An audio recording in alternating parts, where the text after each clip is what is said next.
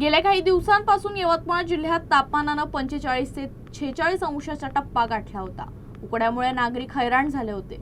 मात्र अचानक झालेल्या तुरळक पावसामुळे वातावरणात गारवा निर्माण झाला आहे। यवतमाळ जिल्ह्यातील काही भागात अचानक अवकाळी पावसाने हजेरी लावली।